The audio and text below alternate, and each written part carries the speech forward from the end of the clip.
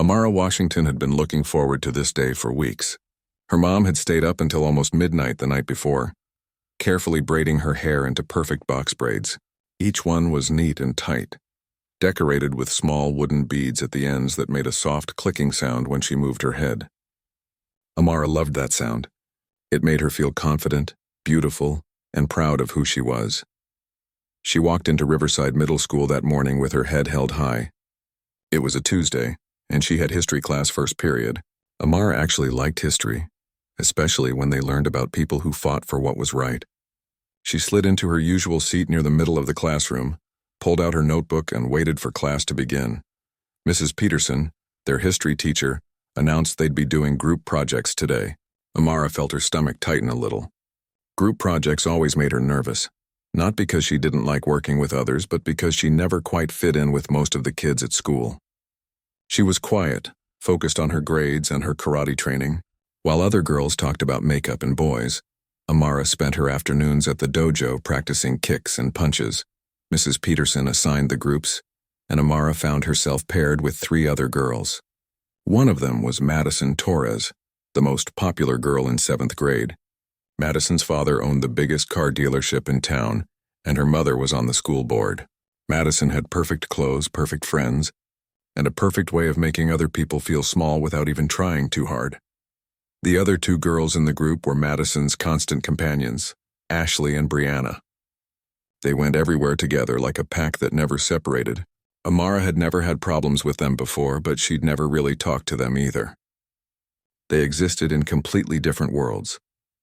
Mrs. Peterson told them to move to the back of the classroom, where there was more space to work. Amara gathered her things and followed the 3 girls. They walked past the rows of desks toward the supply closet area, where there were some tables and chairs set up for group work. It was a corner of the room that felt separate from everything else, tucked away where the teacher couldn't easily see them unless she walked all the way over.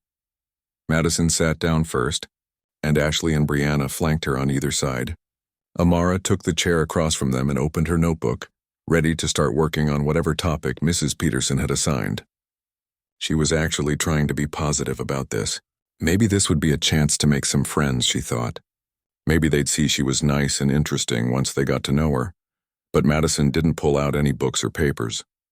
Instead, she leaned back in her chair and stared at Amara with this look that made Amara's skin prickle. It wasn't friendly. It wasn't even neutral. It was the kind of look someone gives you when they're sizing you up, deciding how much damage they can do. "So," Madison said, her voice dripping with fake sweetness. "Nice hair, Amara." Amara touched her braids instinctively, unsure if Madison was being genuine or not. "Thanks," she said carefully. "My mom did them last night." Ashley and Brianna giggled, and Amara knew right then that something was wrong. The giggle wasn't the kind you share with a friend. It was the kind that's mean, the kind that tells you you're on the outside of a joke being made at your expense. "Must have taken forever," Madison continued, reaching across the table like she wanted to touch one of the braids. Amara leaned back slightly, but Madison's fingers caught one of the braids anyway, pulling it just hard enough to make Amara's head jerk forward a little. "They're so long and thick. Kind of like ropes, you know?" "Can we just start on the project?" Amara asked, trying to keep her voice steady. Her heart was beating faster now. She'd heard that tone before from Madison, usually directed at other kids in the hallway. She'd just never been the target. We will," Madison said, letting go of the braid. "I just think it's interesting how some people wear their hair. It's so different from normal hair." Normal hair. The words hung in the air like poison. Amara felt her face get hot. She knew exactly what Madison meant by normal, and it made her angry and hurt at the same time. "My hair is normal," Amara said quietly but firmly. "It's just different from yours." Sure, Madison said, waving her hand dismissively. Then she pulled out her phone and started scrolling through it, completely ignoring the project they were supposed to be working on. Ashley did the same. Brianna at least pretended to look at the textbook, but Amara could tell none of them planned to do any actual work. 20 minutes passed. Amara tried to start the project by herself, taking notes and coming up with ideas. But the 3 girls just kept whispering to each other and looking at their phones. Mrs. Peterson was on the other side of the classroom helping another group, completely unaware of what was happening in the back corner. Then Madison stood up suddenly. I need to get some markers from the supply closet, she announced. The supply closet was just a few feet away, a small room with shelves full of paper, markers, and other school supplies. I'll come with you, Ashley said immediately, jumping up. Brianna grabbed Amara's arm. You too. We all should go look for supplies. Amara didn't want to go, but refusing felt like it would make things worse. She stood up and followed them toward the closet. It was a tight space, barely big enough for 4 people. Shelves lined both walls, stacked with boxes and supplies. There was only one way in and one way out. Madison walked in first, then Ashley. Brianna pushed Amara in after them and then stepped in herself, blocking the doorway. Amara's stomach dropped. Something was very wrong. You know what I think? Madison said, turning to face Amara in the cramped space. Her voice had lost all pretense of sweetness now. It was cold and mean. I think these braids are ugly. They're ghetto and they don't belong in our school. Before Amara could respond, before she could even process what was happening, Madison reached into her pocket and pulled out a pair of scissors. They were small, the kind used for cutting paper, but they were sharp enough. Amara's eyes went wide. What are you doing? Hold your phone up, Madison said to Ashley without taking her eyes off Amara. I want to record this. Ashley pulled out her phone and pointed it at Amara. The little red light showed it was recording. Don't, Amara said, her voice shaking now. She tried to back away, but there was nowhere to go. Brianna was behind her, blocking the door. Madison grabbed one of Amara's braids and pulled it taut. Before Amara could scream, before she could fight back, before she could do anything, Madison cut through the braid with the scissors. The sound of the hair being cut was horrible, like something breaking that could never be fixed. The braid fell to the floor. The wooden beads clattered on the tile. Madison grabbed another braid. Snip. Another one fell. Then another. Snip. Amara stood frozen. Her body wouldn't move. Her voice wouldn't work. She felt like she was watching this happen to someone else. Like she'd left her own body and was floating somewhere above, looking down at this terrible scene. Several of her beautiful braids, the ones her mother had spent hours creating with love and care, now lay scattered on the dirty floor of the supply closet like trash. Madison, Ashley, and Brianna were laughing. Actually laughing. Ashley kept the phone camera pointed at Amara's face, catching every moment of her shock and humiliation. There, Madison said, dropping the scissors on a shelf. Much better. Maybe now you'll think about fitting in. They walked out of the supply closet like nothing had happened, leaving Amara standing alone among the fallen braids. She could hear them laughing as they returned to their table, whispering to each other and looking at the video on Ashley's phone. Amara's hands were shaking as she bent down to pick up her braids. There were 5 of them on the floor, 5 pieces of herself that had been cut away. She held them in her hands and felt tears building up behind her eyes, but she refused to cry. Not here, not where they could see. She walked out of the supply closet and went straight to Mrs. Peterson's desk. The teacher looked up, and her expression changed immediately when she saw Amara's lopsided hair and the braids clutched in her hands. Amara, what happened?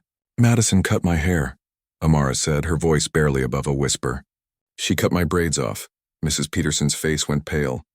She looked over at Madison's table, where all 3 girls had their heads down, suddenly very interested in their textbooks. Then she looked back at Amara. Go to the office, Mrs. Peterson said quietly. I'll send Madison down in a minute.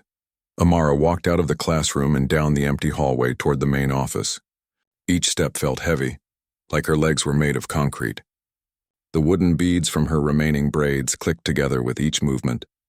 But the sound that had made her feel proud just an hour ago now made her want to cry. She pushed open the office door and walked up to the front desk. The secretary looked up and gasped when she saw Amara's hair. Honey, what happened? I need to see Mr. Henderson, Amara said. Mr. Henderson was the vice principal, the person who handled discipline problems. Some girls cut my hair.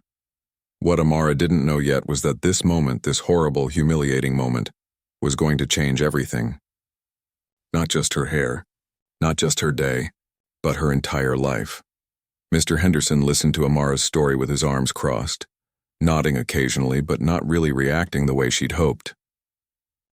When she finished explaining what happened, showing him the braids she'd been clutching in her hands, he leaned back in his chair and let out a long sigh. Well, Amara, he said slowly, that's certainly unfortunate. But are you sure it happened exactly the way you're describing? Sometimes when kids are playing around, things can get out of hand and it might seem worse than it actually was. Amara stared at him, not believing what she was hearing. Playing around? Her hair had been cut off.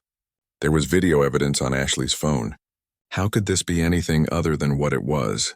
They recorded it, Amara said, her voice stronger now despite the tears threatening to spill over. Ashley had her phone out. They were laughing. I'll talk to the girls, Mr. Henderson said, waving his hand like he was swatting away a fly. But you know, Amara, sometimes we need to think about how we can avoid these situations.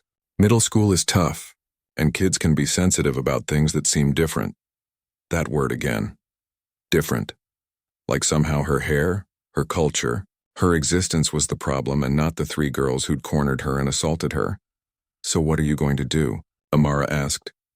I'll have a conversation with them, Mr. Henderson replied. Give them a warning. Talk to their parents. But Amara, I think you also need to understand that girls will be girls. They get into drama sometimes. It's best not to let it get to you too much. Girls will be girls. Those 4 words felt like a slap across her face.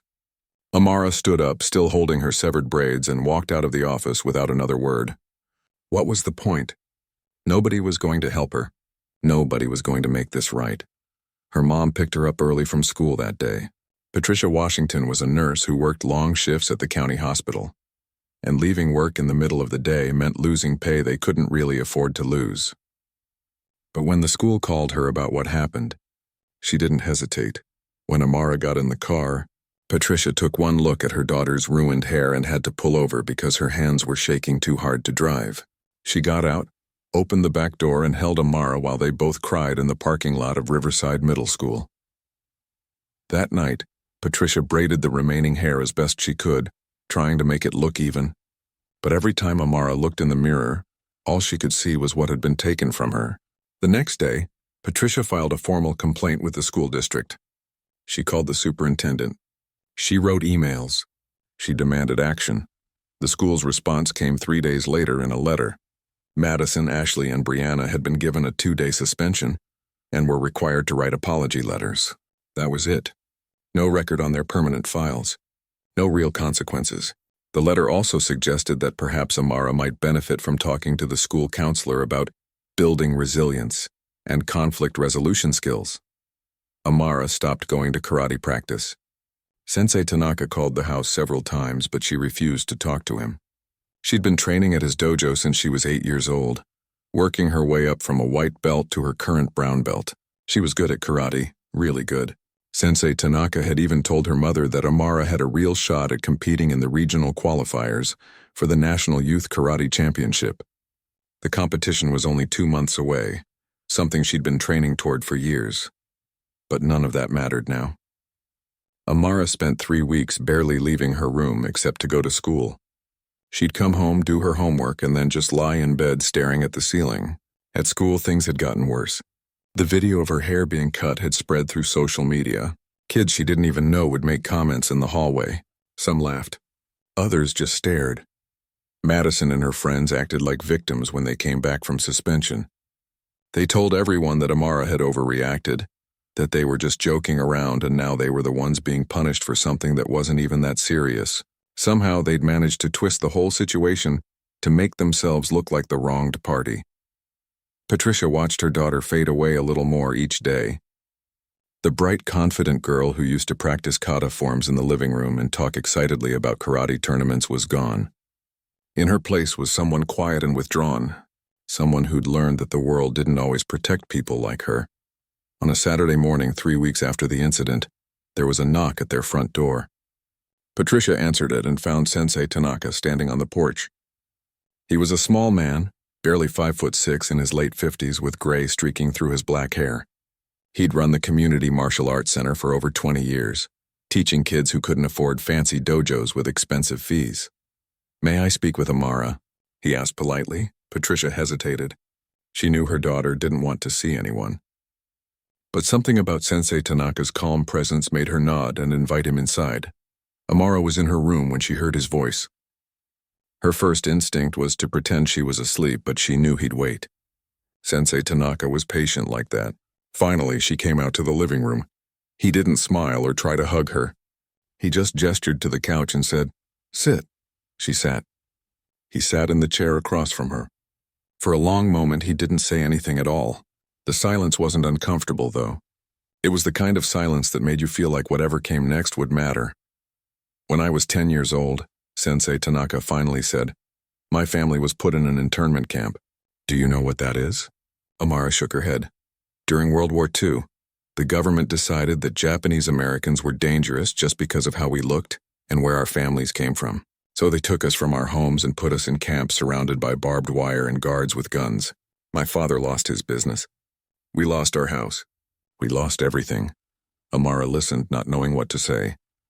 "I was angry," Sensei Tanaka continued, "so angry that I thought I might explode from it. When we finally got out, I got into fights. I yelled at teachers. I pushed away anyone who tried to help me.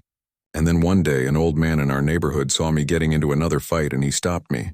He asked me if I wanted to learn how to really fight. Not with my fists, but with my spirit." He leaned forward, looking directly into Amara's eyes. "That man taught me karate, and karate taught me that true strength isn't about never falling down. It's about getting back up every single time. The world will knock you down, Amara. Sometimes it will do it in ways that feel unbearable. But the question isn't whether you'll fall. The question is whether you'll choose to stand back up." "They cut my hair," Amara said quietly, her voice breaking. "They humiliated me and nobody cared. The school barely did anything. Those girls are walking around like they won." "They didn't win," Sensei Tanaka said firmly. "They only win if you let them take away who you are. Right now, you're letting them win. You're letting them take your karate, your confidence, your future.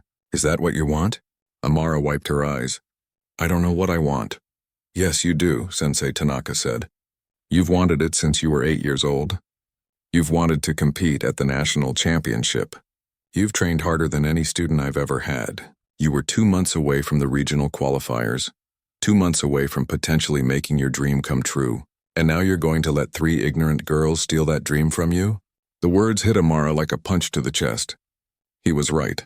She'd let Madison and Ashley and Brianna take so much from her already. Her confidence, her happiness, her sense of safety at school. But her karate? Her dream of competing at nationals, that was something they couldn't take unless she gave it to them. "The qualifiers are in 6 weeks now," Sensei Tanaka said. "You've missed 3 weeks of training. Getting back to where you were will be hard. It will require more work than you've ever put in before. But I believe you can do it. The question is, do you believe you can do it?" That night after Sensei Tanaka left, Amara went to her closet and pulled out the small box where she'd put the severed braids. She hadn't been able to throw them away, even though looking at them hurt. She held them in her hands and thought about everything that had happened. She thought about Madison's cruel smile. She thought about Mr. Henderson's dismissive attitude. She thought about all the kids at school who'd watched the video and laughed. And then she thought about something her dad used to say before he died. He'd been a Marine, tough and strong, and he used to tell her that the world would test her, but tests were just opportunities to prove what you were made of. Amara looked at her reflection in the mirror. Her hair was shorter now, braided differently by her mother into a style that worked with what was left. It wasn't what she'd had before. It would never be what she'd had before. But maybe that was okay. Maybe she didn't need to be who she was before. Maybe she needed to become someone stronger. She put the braids back in the box and closed the lid. Then she went to find her karate gi, the white uniform she hadn't worn in weeks. It smelled a little stale from sitting in her gym bag, but she didn't care. She put it on and tied her brown belt around her waist. In the mirror, she saw someone different than the girl who'd walked into school 3 weeks ago. That girl had been innocent, unprepared for how cruel the world could be. This girl, the one looking back at her now, had seen the worst of people and survived it, and she was going to do more than survive. She was going to fight back. Not with violence, not with revenge, but with something more powerful than either of those things. She was going to become the best version of herself, and she was going to do it in a way that made it impossible for anyone to ignore her strength ever again. Monday morning, Amara walked into the Community Martial Arts Center an hour before class officially started. Sensei Tanaka was already there, as she knew he would be. He looked up from the paperwork he was doing and gave her a small nod. "Ready to work?" he asked. "Ready to work," Amara replied. And just like that, everything changed. The first week back at the dojo was brutal. Amara's muscles had softened during her 3 weeks away, and movements that used to feel natural now made her body scream in protest. Sensei Tanaka didn't go easy on her. If anything, he pushed her harder than he ever had before. Again, he'd say after she completed a kata form, and she'd do it again. Again, and again, again, and again, until her legs shook and sweat poured down her face and she thought she might collapse right there on the mat. But she never did collapse. Every time she wanted to quit, every time her body begged her to stop, she'd picture Madison's face. That smug smile, those scissors, the sound of her braids hitting the floor. And she'd find the strength to do it one more time. Her mother got her new braids 2 weeks after she returned to training. They were shorter than before, hitting just past her shoulders instead of down her back. But Patricia added colorful beads in red, gold, and green that clicked together when Amara moved. The sound was different from before, sharper and more distinct. Amara liked it. It sounded like determination. At school, things hadn't gotten better. If anything, they'd gotten worse. Madison and her friends had gathered more people to their side, turning Amara into a social outcast. In the cafeteria, people would move away when she sat down. In gym class, nobody wanted to be her partner. In the hallways, she'd catch people staring at her hair and whispering to their friends. One day in the bathroom, Amara overheard Madison talking to a group of girls by the sinks. "I heard she's doing karate now," Madison said with a laugh, like that's going to change anything. "She's still the same weird girl who can't take a joke." The other girls giggled. Amara stood frozen in the stall, her hands clenched into fists. Part of her wanted to burst out and confront them. But another part of her, the part that had been listening to Sensei Tanaka's teachings, told her to wait. Words from bullies were just noise. Real power came from action. She stayed quiet in the stall until they left. Then she washed her hands, looked at herself in the mirror, and went to her next class. She had karate practice after school, and that was all that mattered. Sensei Tanaka worked with her on more than just physical techniques. He taught her meditation, helping her clear her mind of all the anger and hurt she'd been carrying. He taught her breathing exercises that could calm her heart rate even in the most stressful situations. And he taught her to visualize success, to see herself winning before she ever stepped onto the competition mat. "Karate is 10% physical and 90% mental," he told her one evening after a particularly intense training session. "Your body can do amazing things, but only if your mind believes it's possible." 5 weeks after returning to the dojo, it was time for the regional qualifiers. The competition was being held at a high school gymnasium 2 hours away. Only the top 3 finishers in each division would advance to the national championship in Atlanta. Amara would be competing against girls from all over the state, many of whom had been training at expensive dojos with professional coaches. The night before the competition, Amara couldn't sleep. She lay in bed thinking about everything that had led to this moment. 6 months ago, this competition had seemed like a guaranteed step on her path to nationals. She'd been training consistently, improving every week, and Sensei Tanaka had been confident in her abilities. But now, after missing 3 crucial weeks and having to rebuild her strength and focus, nothing felt guaranteed anymore. Her mother knocked softly on the door and came in carrying 2 mugs of hot chocolate. "Can't sleep?" Patricia asked, sitting on the edge of the bed. "I'm nervous," Amara admitted. "What if I'm not ready? What if I mess up?" Patricia handed her a mug and was quiet for a moment. Then she said, "Baby, let me tell you something about your father. When he was in the Marines, he used to tell me that courage wasn't about not being afraid. It was about being afraid and doing the thing anyway. Tomorrow you might be nervous. You might even be scared. But you're going to step onto that mat and do what you've trained to do. And that's what makes you brave." Amara sipped her hot chocolate and let her mother's words sink in. "Those girls at school," Patricia continued, "they tried to break you. They tried to make you feel small and worthless. But look at you now. You're about to compete for a chance to go to nationals. You turned your pain into power, and that's something they could never do because they've never had to be strong a day in their lives." The next morning, Patricia drove Amara to the competition. The gymnasium was packed with competitors, coaches, and families. The energy was intense, with kids in their GIs warming up, practicing forms, and stretching. Amara checked in and received her division number. She was in the 12 to 13-year-old brown belt division. There were 22 girls competing and only 3 would advance. Sensei Tanaka met them at the entrance. He'd driven separately and arrived early to scout the competition.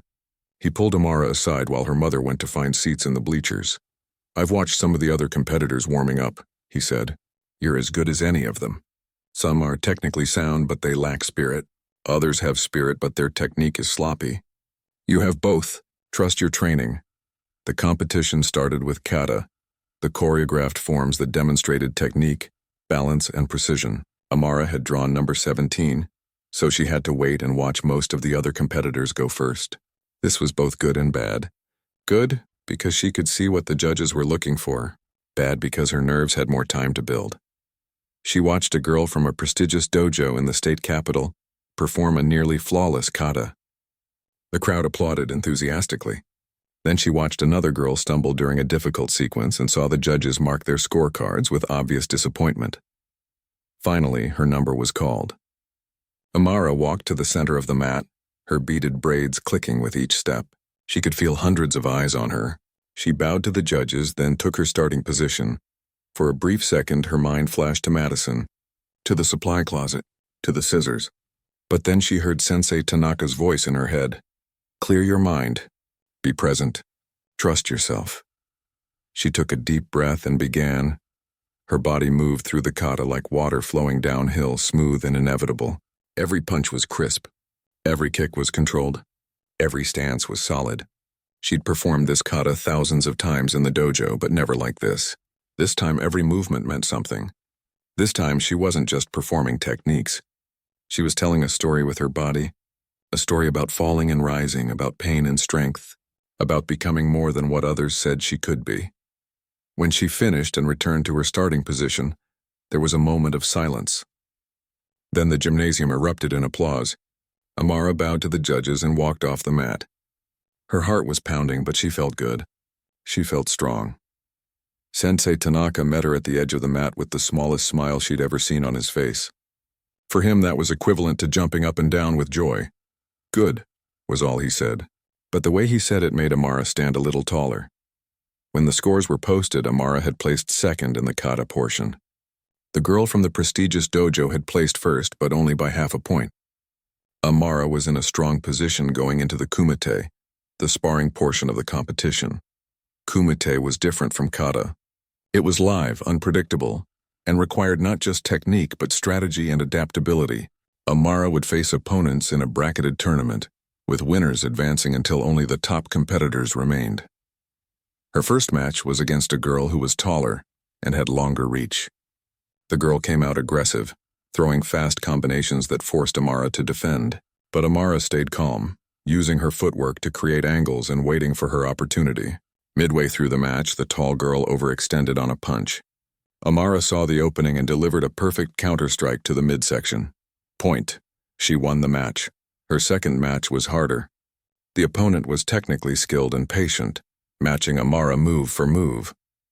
The match went the full time with neither fighter gaining a decisive advantage.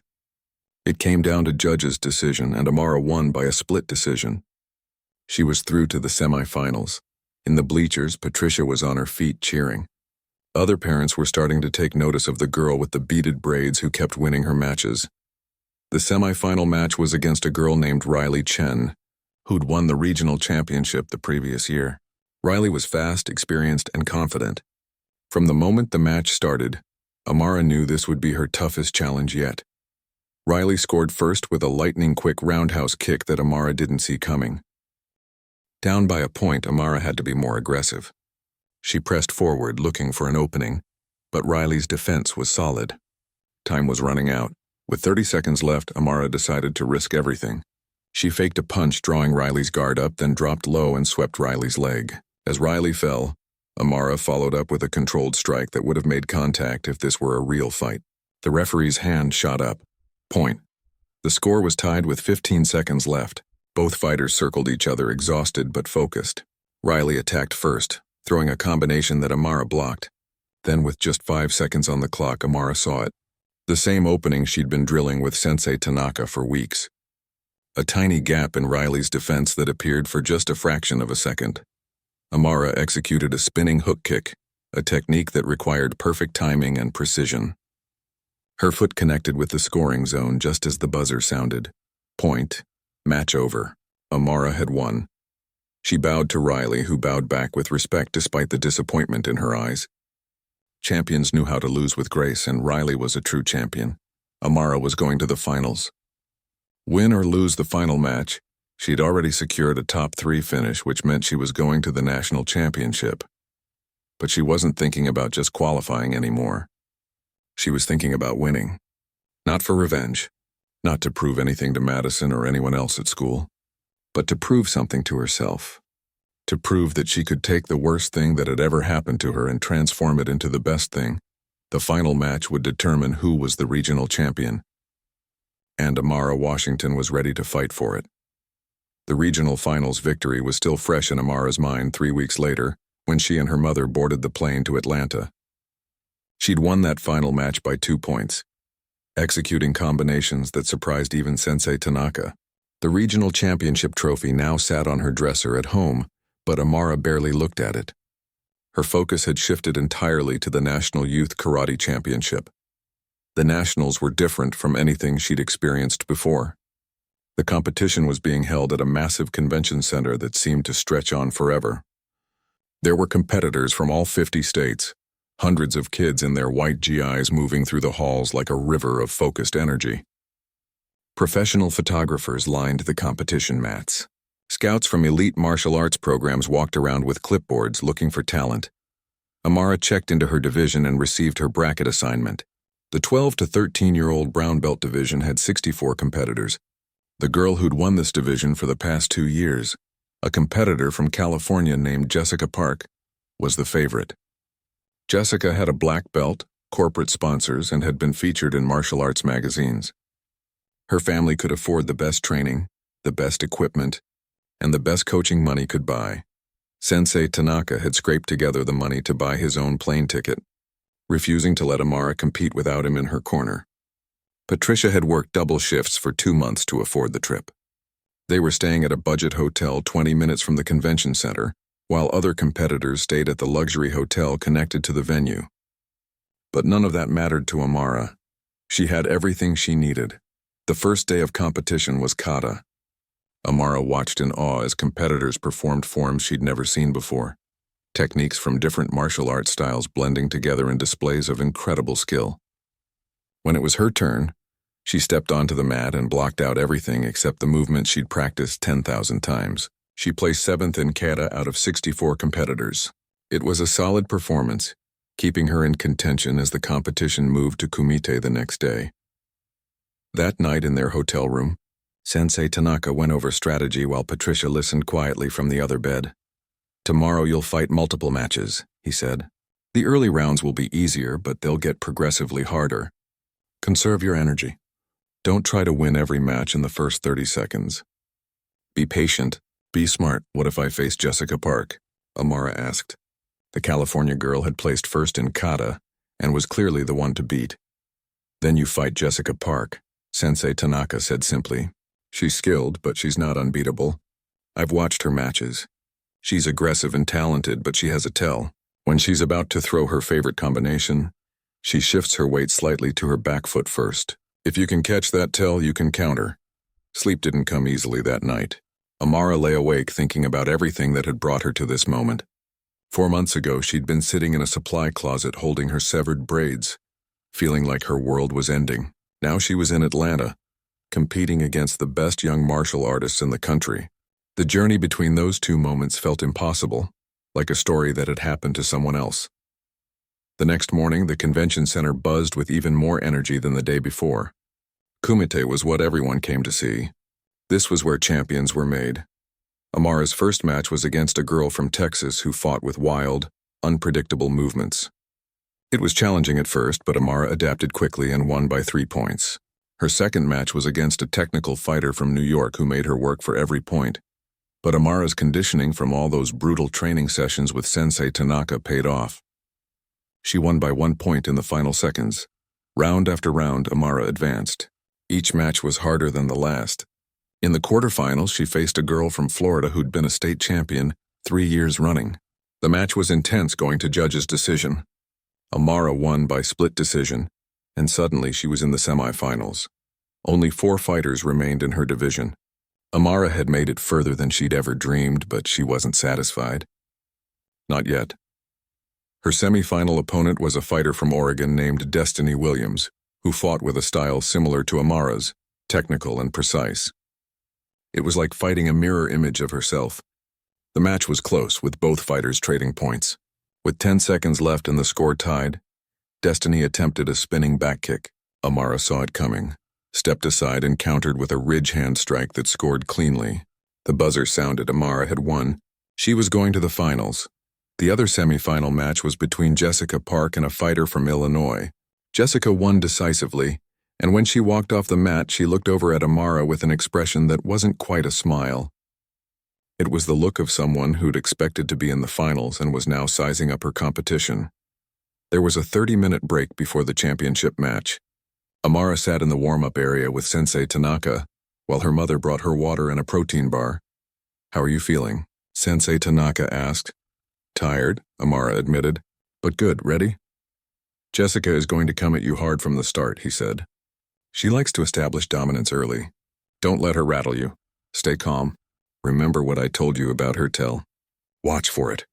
Patricia knelt down in front of her daughter and took her hands. "Baby, no matter what happens in the next few minutes, I'm so proud of you. You've already won in all the ways that matter, but if you want to win this too, I know you can do it." Amara hugged her mother tight, then stood up. It was time. The crowd around the finals mat was huge. Word had spread about the girl from the small community dojo who'd fought her way to the championship match. People loved an underdog story, and Amara had become one whether she wanted to be or not. Jessica Park was already at the mat, warming up with dynamic stretches. She looked confident and composed, like someone who'd been in this position before and expected to be here. When Amara approached, Jessica gave her a respectful nod. "Good luck," Jessica said. "You too," Amara replied. The referee called them to the center. They bowed to each other, then took their fighting stances. The referee raised his hand, looked at both fighters, and then dropped it. "Fight!" Jessica exploded forward immediately, exactly as Sensei Tanaka had predicted. She threw a combination of punches and kicks that forced Amara to defend, backing her toward the edge of the mat. The crowd gasped. It looked like Jessica might score in the first 10 seconds, but Amara kept her composure. She blocked, dodged, and used footwork to circle away from the edge. Jessica's initial burst of aggression didn't result in any points. The fighters reset at the center. This time, Amara took the initiative. She feinted with a punch, then delivered a side kick that caught Jessica off guard. Point. Amara was up 1-0. Jessica's eyes narrowed. She wasn't used to being behind. She came forward again, more calculated this time. She threw a spinning kick that Amara barely blocked. The power behind it sent a shock through Amara's arms. Jessica was strong. The match continued at a fierce pace. Jessica scored with a well-timed back fist, tying it up. Then Amara scored again with a sweep and follow-up strike. Then Jessica scored with a roundhouse kick. The score went back and forth, 1-1, 2-1, 2-2. Neither fighter could pull away. With 1 minute left, the score was tied at 3 points each. Both fighters were breathing hard, their GIs soaked with sweat. This was it. Whoever scored next would likely win. Jessica came forward with renewed aggression, throwing combinations that Amara had to work hard to defend against. But then with 30 seconds left, Amara saw it. The tell. Jessica shifted her weight to her back foot ever so slightly, setting up for her favorite combination, the one Sensei Tanaka had warned her about. Amara didn't hesitate. The moment she saw the tell, she moved. Instead of waiting for Jessica's attack, she attacked first. She threw a fake punch high, and when Jessica raised her guard to block, Amara dropped low and executed a perfect leg sweep. Jessica went down, and Amara followed with a controlled strike that stopped just short of contact, exactly as the rules required. The referee's hand shot up. Point. Amara was up 4-3 with 20 seconds left. Jessica scrambled to her feet, desperate now. She launched a wild attack, throwing everything she had. But Amara stayed defensive, blocking and dodging, letting the clock run down. Jessica tried a jumping kick in the final seconds, a risky move born of desperation. Amara stepped aside and the kick missed. The buzzer sounded. The match was over. For a moment, Amara couldn't process what had just happened. She stood there on the mat, chest heaving, looking at the referee. Then he raised his hand toward Amara's side, indicating she was the winner. Amara Washington was the National Youth Karate Champion. The crowd erupted. Patricia was crying in the stands, her hands covering her mouth. Sensei Tanaka stood with his arms crossed, but there was moisture in his eyes that he quickly blinked away. Jessica bowed to Amara, and this time her expression was one of genuine respect. "Great match," she said. "You earned it." "Thank you," Amara replied, bowing back. "You're amazing." The award ceremony was a blur. Amara stood on the first-place podium while they placed the gold medal around her neck. Photographers took pictures. Officials shook her hand. Other competitors congratulated her. It felt surreal, like she was watching it happen to someone else. That night back at the hotel, Amara sat on the bed holding her gold medal. Patricia was in the shower and Sensei Tanaka had gone back to his own room. For the first time all day, Amara was alone with her thoughts. She thought about the girl who'd walked into history class 4 months ago, excited about her new braids. She thought about the supply closet and the scissors and the feeling of complete helplessness. She thought about Mr. Henderson's dismissive attitude and Madison's cruel laughter, and then she looked at the gold medal in her hands. They'd tried to break her. They'd tried to make her feel worthless. But instead, they'd shown her what she was capable of becoming. She'd taken the worst experience of her life and transformed it into fuel that powered her all the way to a national championship.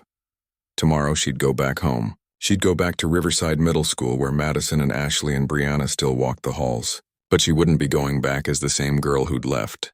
She'd be going back as a champion. And everyone would know it. The local news picked up the story before Amara even landed back home. A 12-year-old girl from their small town had won the National Youth Karate Championship, beating competitors from across the country. By the time Patricia's car pulled into their driveway Sunday evening, there were 3 messages from reporters on their answering machine asking for interviews. Monday morning felt different. Amara woke up early, put on her school clothes, and carefully braided her hair the way her mother had taught her. She looked at herself in the mirror and barely recognized the girl staring back. On the outside, she looked the same. But inside, everything had changed. She wore her gold medal under her shirt, not to show off, but to remind herself of what she'd accomplished.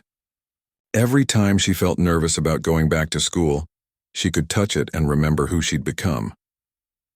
The bus ride to school was quiet at first. Kids stared at her, whispering to each other, but nobody said anything directly. Word had spread fast. Everyone knew about the championship. Everyone had seen the pictures online. The girl they'd mocked and excluded was now someone they couldn't ignore. When Amara walked through the front doors of Riverside Middle School, something unexpected happened. A few kids she'd never really talked to before stopped and congratulated her. One boy from her math class gave her a high five.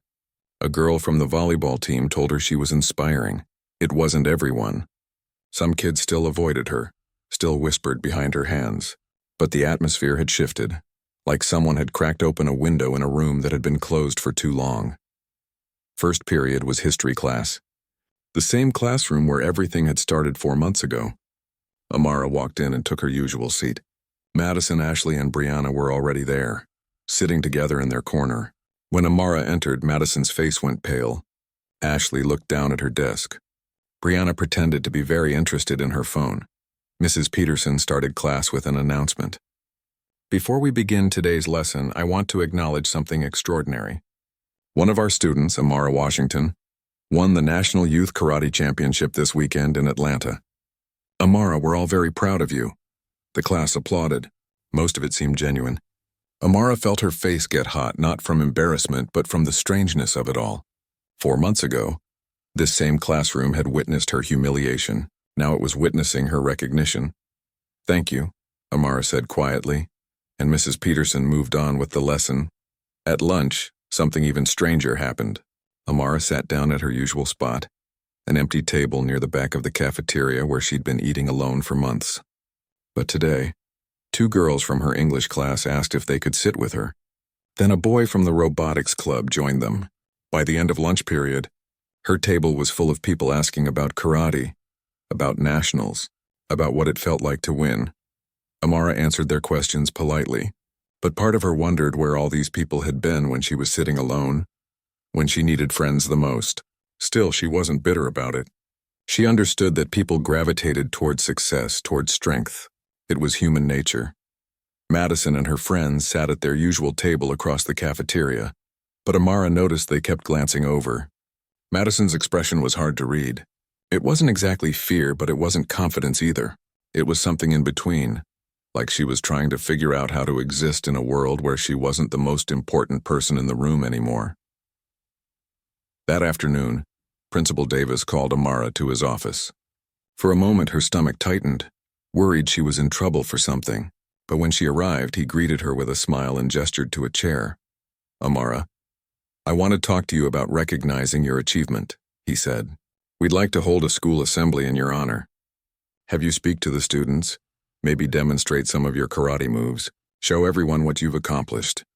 Amara thought about it. Part of her wanted to refuse. These same administrators had dismissed her complaint 4 months ago. Mr. Henderson had told her that girls will be girls, and suggested she was being too sensitive. Now they wanted to parade her around as a success story, but then she thought about all the kids in this school who might be going through their own struggles, who might feel alone and hopeless the way she had.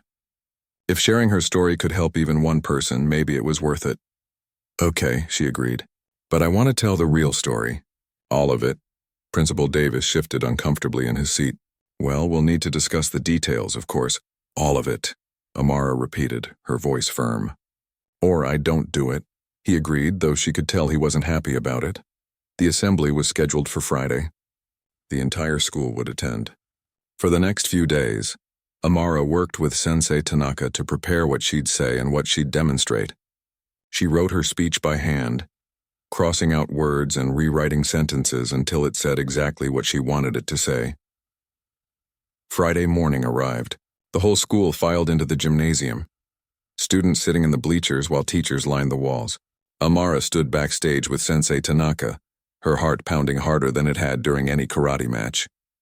Principal Davis introduced her, talking about her championship win, and what a great representative she was for Riverside Middle School. Amara walked out onto the gym floor wearing her karate gi with her brown belt tied around her waist. The gold medal hung around her neck, visible to everyone. The applause was loud, but Amara barely heard it. She walked to the microphone stand that had been set up for her and looked out at hundreds of faces. She found her mother sitting in the front row of the bleachers. Patricia gave her an encouraging nod. Amara saw Madison sitting with her friends about halfway up. Madison's face was unreadable. "Thank you, Principal Davis," Amara began, her voice steady despite her nerves. 4 months ago, something happened to me in this school. Something that changed my life. The gymnasium got very quiet. 3 students cornered me in a supply closet during class. They recorded me on their phone while they cut off my braids with scissors. They laughed while they did it. They told me my hair was ugly and didn't belong here. Amara could hear people shifting in their seats. Some kids were looking around, trying to figure out who she was talking about. Others already knew. When I reported what happened, I was told I was being too sensitive. I was told that girls will be girls. The students who hurt me got a 2-day suspension, and I got a suggestion to see a counselor about building resilience. Principal Davis looked uncomfortable on the stage behind her, but he didn't interrupt. For 3 weeks, I stopped doing karate, something I loved more than almost anything. I stopped believing in myself. I let what they did to me define who I was, and that was the worst part, not what they did, but how I let it affect me. Amara touched her gold medal. But then my sensei came to my house and reminded me of something important. He reminded me that strength isn't about never falling down. It's about getting back up every time you fall. So I got back up. I went back to training. I worked harder than I've ever worked in my life. And I took all that pain, all that anger, all that hurt, and I turned it into fuel. She held up the gold medal so everyone could see it. This medal represents 4 months of choosing to be stronger than my circumstances, 4 months of refusing to let cruelty win, 4 months of proving that what people try to take from you can never define what you're capable of becoming. The gymnasium was completely silent now. Amara could see some students crying. She could see teachers nodding their heads, and she could see Madison staring at the floor. I'm not telling you this story because I want sympathy or because I want revenge. I'm telling you this because some of you might be going through your own hard times right now. Some of you might feel alone or hurt, or like things will never get better, and I want you to know that they can get better, but only if you decide to make them better. Nobody else can do it for you. Amara looked directly at Madison now. The people who hurt me, they're here today. They know who they are, and I want to say something to them in front of everyone. Madison finally looked up, her eyes wide and fearful. I forgive you, Amara said. I forgive you because holding on to anger was only hurting me, not you. But forgiveness doesn't mean what you did was okay. It wasn't okay. It was cruel and wrong, and it caused me real pain. Forgiveness just means I'm not going to let what you did control my life anymore. She paused, letting her words settle over the crowd. But I also want to say this. Forgiveness is a gift I'm choosing to give. Trust is something you have to earn. If you want to be better, if you want to do better, that's going to take time and real change. Not just words. Actions. Amara stepped back from the microphone and nodded to Sensei Tanaka, who was standing at the edge of the gym floor. Together they demonstrated several kata forms, moving through the techniques with precision and power. The crowd watched in awe as Amara showed them what she'd accomplished, what she'd become. When the demonstration ended, the entire gymnasium erupted in applause. Students stood up, clapping and cheering. It was the kind of recognition that would have felt impossible 4 months ago. After the assembly, Amara was packing up her GI when someone approached her. It was Madison. Her friends weren't with her this time. She was alone. Amara, Madison said quietly, her voice shaking. Can I talk to you?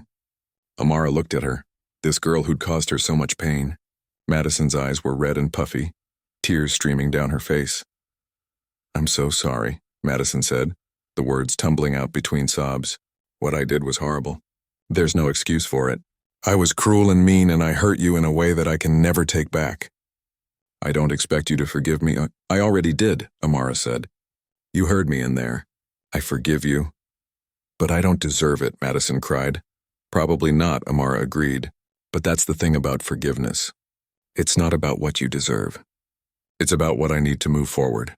Madison wiped her eyes. Is there anything I can do? Anything at all to make this better? Amara thought about it. Yeah, be better. Not just to me, but to everyone.